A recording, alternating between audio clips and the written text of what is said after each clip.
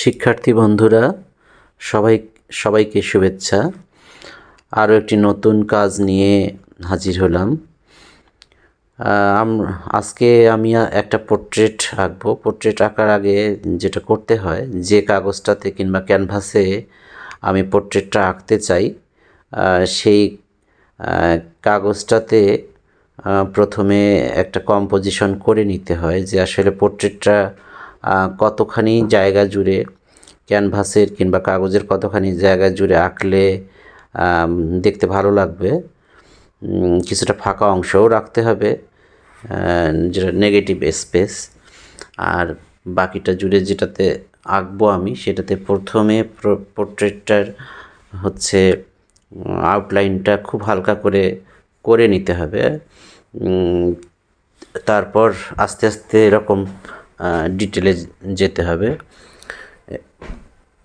ডিটেলে প্রথমে আমরা যাব না, আমরা প্রথমে এরকম সব কিছু, নাক, মুখ, চোখ, কোন জায়গা থেকে কোন জায়গার দূরত্ব কতটুকু, এগুলো খসড়াভাবে করে নেব।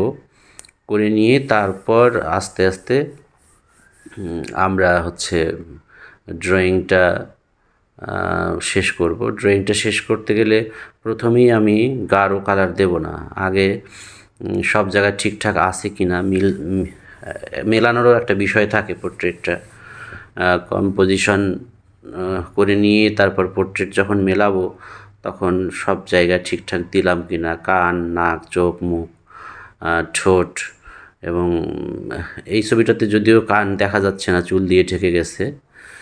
তো এভাবে আমরা আস্তে আস্তে, যে আমি যেভাবে গাঢ় করতেছি একটু একটু করে, তারপর গাঢ় করতে হবে।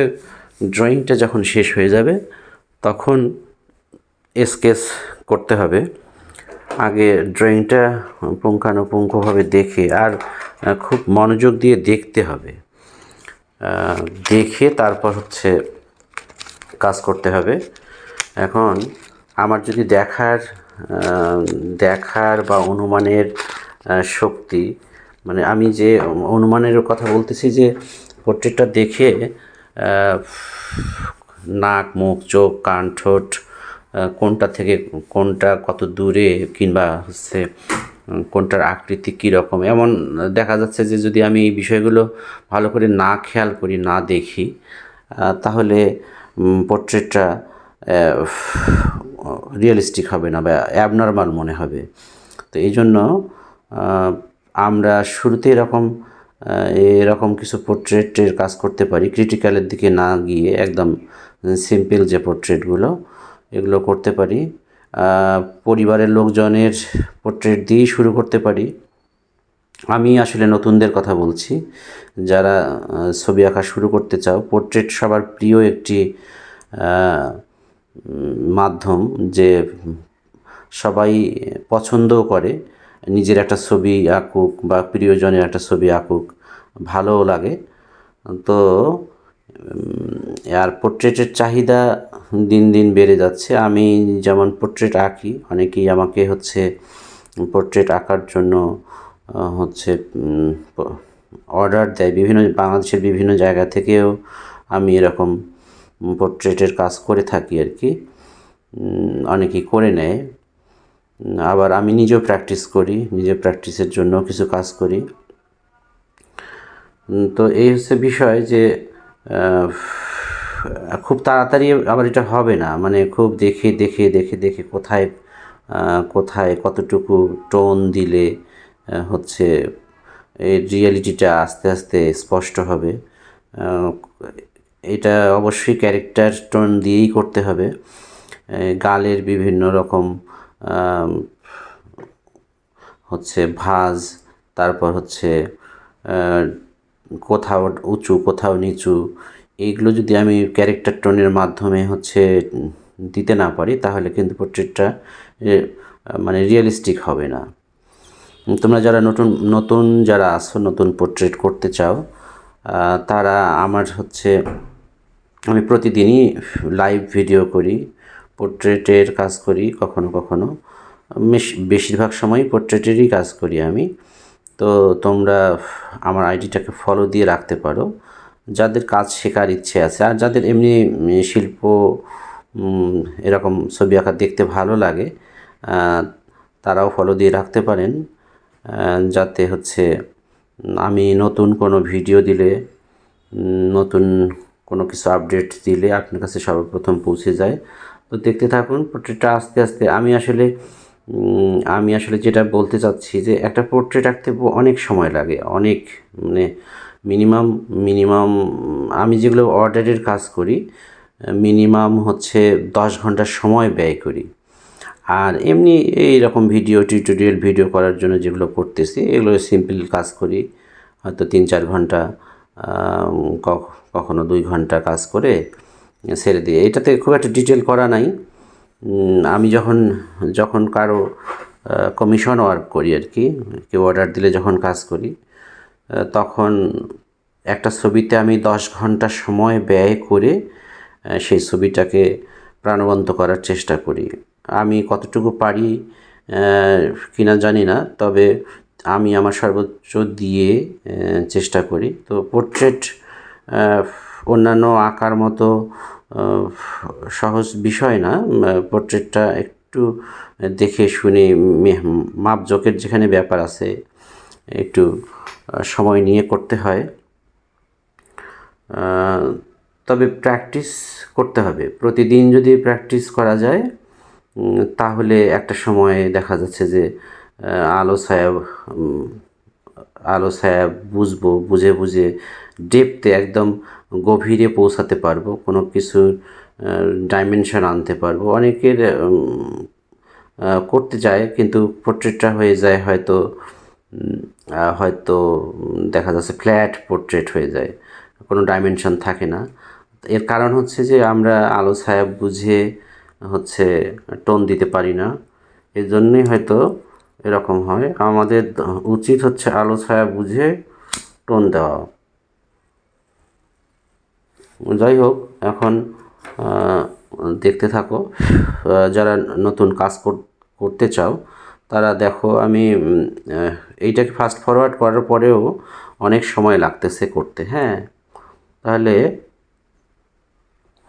একটা অরিজিনাল কাজ যখন হচ্ছে করা হয় তখন অনেক সময় ধরে হচ্ছে করতে হয়,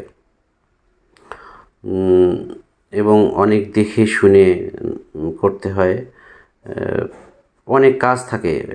একটা ঠোঁট করতেও হয়তো 1 ঘন্টা সময় ধরে করা যায়, একটা নাক করতে 1 ঘন্টা সময় ধরে করা যায়। যদি তোমরা পোর্ট্রেট আঁকা শুরু করতে চাও তাহলে প্রথম অবস্থায় এরকম একটা চোখ, একটা নাক, একটা ঠোঁট, তারপর হয়তো কানের প্র্যাকটিস, এগুলো করতে হবে। চুলের টোনগুলো প্র্যাকটিস করতে হবে। মানে পার্ট ধরে হয়তো তোমরা করতে পারো। প্রথমেই এরকম পোর্ট্রেটে গেলে হয়তো প্রপোর্শন মিলবে না। এই যে নাকটা আছে, এই নাকে আমি আসলে এটা পুরোটাই করতে পারিনি ডিটেল, জাস্ট একটা টিউটোরিয়াল ভিডিও তৈরি করার জন্যই হচ্ছে এটা করা। এটা ডিটেল করতে গেলে আরও অনেক সময়ের প্রয়োজন। হ্যাঁ, সময় ধরে করতে হয়।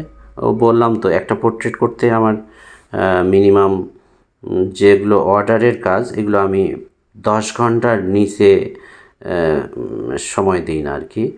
খুব ধরে নিখুঁত করে করার চেষ্টা করি। আমার আইডিটাতে গেলে তোমরা দেখতে পারবা।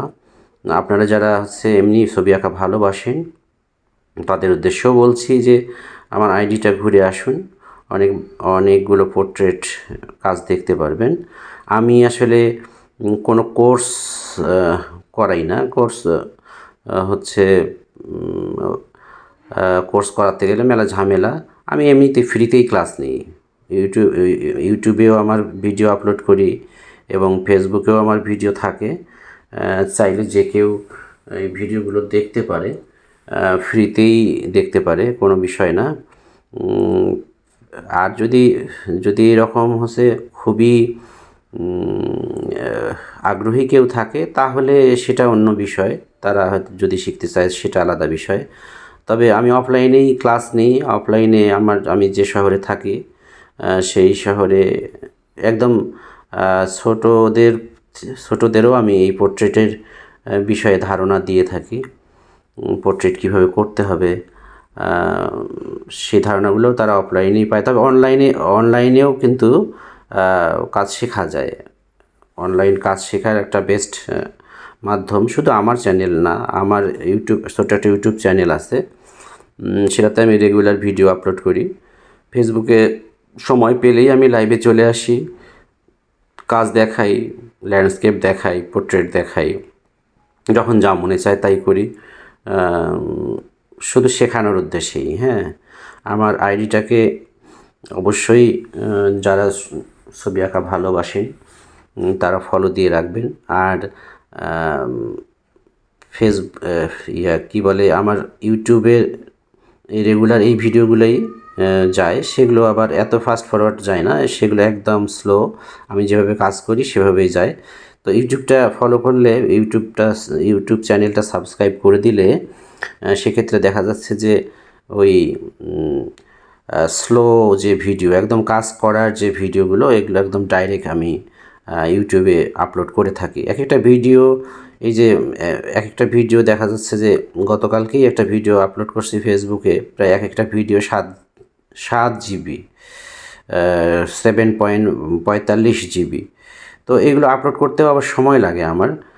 তো সময়, পয়সা সব কিছু ব্যয় করেও আমি চেষ্টা করে যাচ্ছি যে যারা নতুন আছো তারা কিছু শেখো, আর যারা শিল্পটাকে ভালোবাসেন তাদের সামনে ভালো কিছু তুলে ধরাই এটাই আমার উদ্দেশ্য। তো সবাই আমার জন্য দোয়া করবেন, আর আমার চ্যানেলটা ফলো দিয়ে রাখবেন, পারলে ভিডিওগুলো শেয়ার দিয়ে রাখবেন আপনার আইডিতে, যাতে পরবর্তীতে আপনি খুঁজে পান ভিডিওগুলো। এবং সবাইকে আবারও অসংখ্য ধন্যবাদ জানাচ্ছি এতক্ষণ ধরে ভিডিওটা মনোযোগ দিয়ে দেখার জন্য। এবং সবার প্রতি ভালোবাসা থাকলো, এবং আমার আইডিটা ফলো দিয়ে আমার পাশেই থাকবেন। আইডিটা বলতে ফেসবুক আইডির কথা বলতেছি, আর ইউটিউব চ্যানেলটা সাবস্ক্রাইব করার জন্য অনুরোধ করতেছি। একদিন আমার চ্যানেলটা ছোট আছে, একদিন হয়তো অনেক বড় হয়ে যাবে, এবং ফেসবুকে অনেক ফলোয়ার বাড়বে, আমি আশা করছি সেটা হবেই। তো সবাইকে ধন্যবাদ, আবার অনেক শুভেচ্ছা, এবং সবাই ভালোবাসা নেবেন। Thank you.